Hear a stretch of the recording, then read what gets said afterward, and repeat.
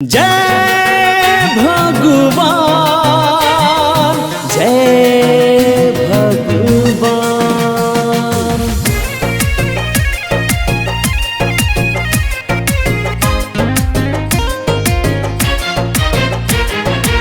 प्रेम से बोलिए वेंकटेश भगवान की जय।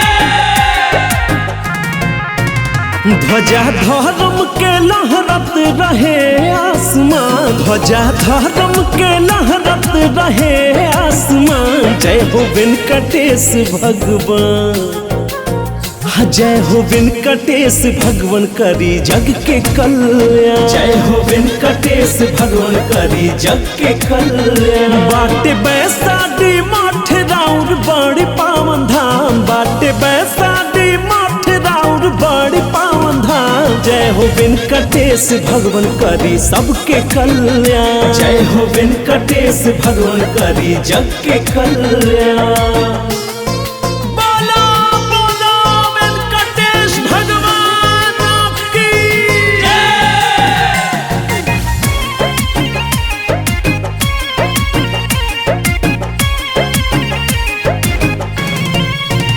हाँ अमृत के जहवा बाबर से ला बदरिया, गह गह करे ला बैसाडी नगरिया। हे भैया अरे चलल जाओ। हो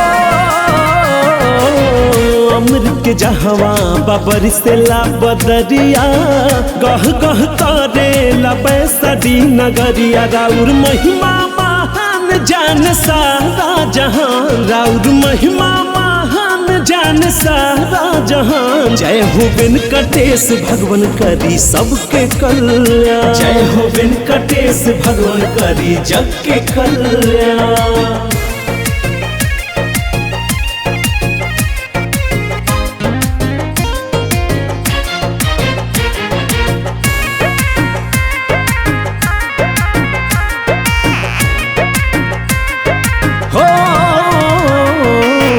विनय बेलाउर जाले उत्तम स्थान जी, राजा भोजपुरिया संगे करे गुणगान जी।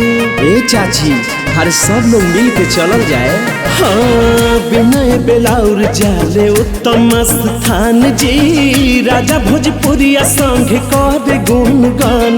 बैकुंठाचार्य जी आरती करेले सुबह शाम, बैकुंठाचार्य जी आरती करेले सुबह शाम। जय हो वेंकटेश भगवान करी सबके कल्याण। जय हो वेंकटेश भगवान करी जग के कल्याण। जय हो वेंकटेश भगवान करी सबके कल्याण।